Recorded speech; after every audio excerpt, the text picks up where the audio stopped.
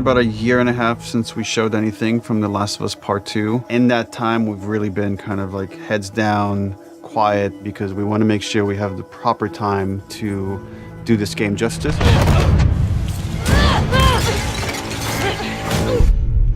It's definitely our most ambitious in scope game that we've ever made. We really wanted to wait until we had something awesome and new and exciting to talk about because we've been so mysterious.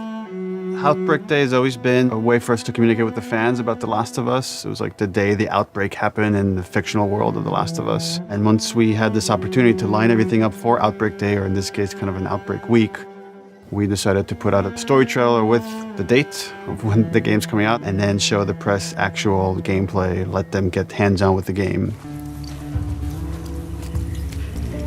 We're always trying to strike a balance of getting people excited for this game, show them a bit more of a glimpse of the themes this game is about, the cycle of violence, this idea of how far would you go to exact revenge to bring justice to the people you love. And then we also show that Joel is back and you get to see him for the first time. What the hell are you doing here? You think I'd let you do this on your own? So we're coming into that first demo in wintertime where snow covers much of the ground, much of the buildings, all the surrounding areas. We see what's life like 25 years after a pandemic has wiped out most of mankind. We pick up Ellie, who was 14 in the first game, is now 19.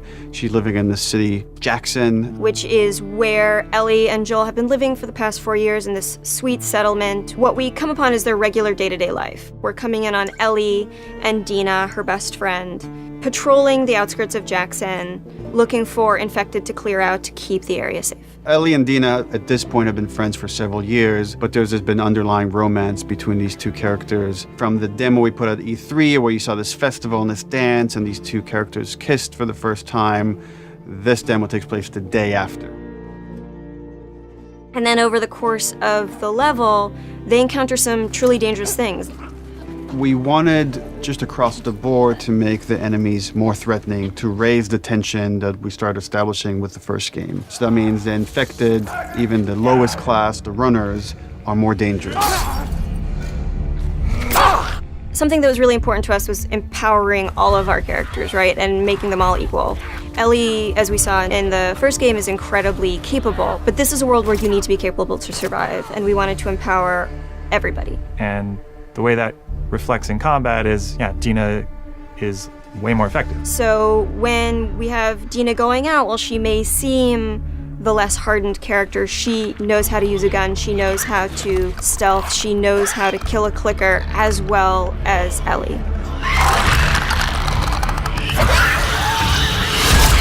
When we were looking to expand on The Last of Us 1 to The Last of Us 2, one of the things that jumped out as being an avenue that was really worth exploring was traversal. Ellie is so much more agile, kind of more athletic, that it seemed like we should really pursue this whole avenue of gameplay. Introducing like a real jump, like a real arcing jump, has allowed us to make for much more interesting puzzles, more interesting vertical environments, and can frequently integrate well into combat setups as well. She's able to move quickly in a lot of different ways. She can dodge attacks.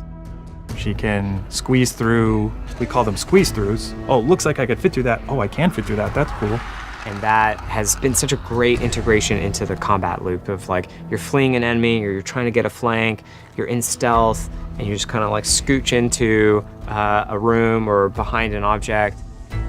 In The Last of Us, you kind of rely on your weaponry. Like, they're frequently the difference between life and death. They're with you for the entire game. A lot of the gameplay choices that you make are based on how you use them, how you evolve them over time through your upgrades. We really wanted to give an opportunity to look at them up close, to interact with them physically. And so the workbench seemed like the ideal place to do that. I think over the course of the level, just talking about the tech for a second of just a snowy environment, we've got all the deforming snow stuff you'd expect, brushing by on horseback, a branch in the snow falling and collecting on the horse, like all these things you would expect in a realistic grounded world. We have this weather, the storm kind of kicks up. Over the course of the level, it goes from more of a clear day into a blizzard. It's all just to build this tension of, the mess that they got themselves into. Can they make it safely out? Dina, where are you? Eventually, they end up in this old abandoned library, and it's in this moment where Dina really pokes and wants to get the ball rolling on this flirtation, wants to bring down Ellie's walls. And they kind of reveal to each other how much they like each other. You're infuriating. Have you met you?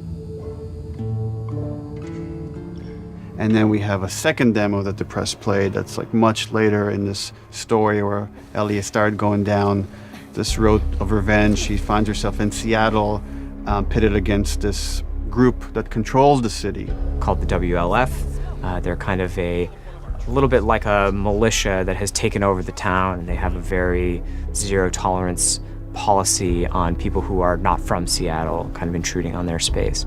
And she hears over the radio that a male trespasser has been spotted, and she knows that the WLF are closing in on him. And so we find her negotiating this abandoned hillside suburb. And she's running into this new enemy type of guard dogs that the WLF are using. Dogs have a new sense of perception to bring to the table, which kind of puts this really interesting wrinkle on stealth gameplay, where so far you've been dealing with sight and sound, trying to stay out of sight, trying to move slowly to be quiet.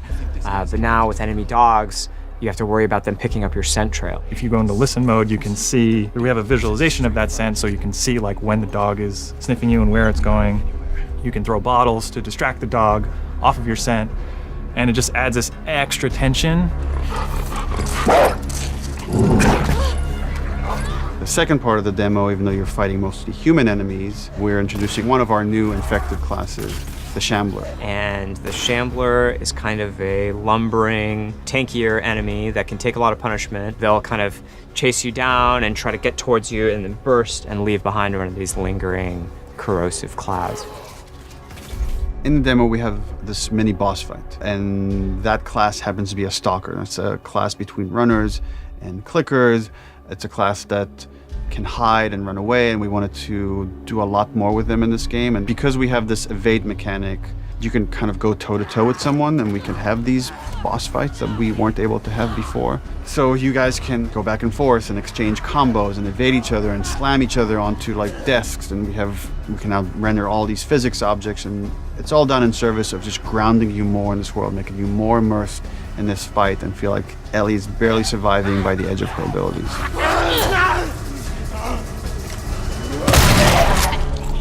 So for The Last of Us 2, we've kind of almost completely overhauled the player upgrade system. For the first time in the game, you're able to learn entirely new crafting recipes just via the upgrade system. These are abilities that make your character feel really different. You are really able to pursue the playstyle of your choice and kind of make the Ellie that you're playing your individual Ellie. We designed the whole experience to be something where it's a balanced stealth experience where you have a lot of tools to escape, you have a lot of tools to evade, you can entirely stealth past everyone. Got something. We'll look into it.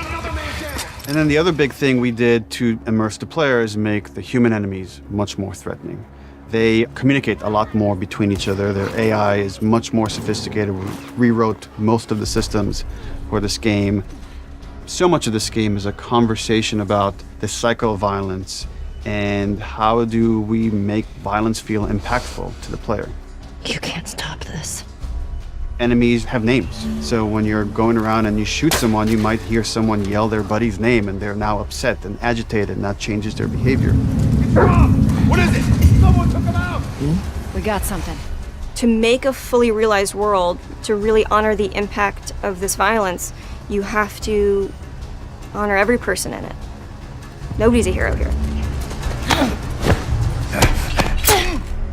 The demo is 2 to 3 hours of the game. You're seeing 2 different seasons, 2 different times of the year.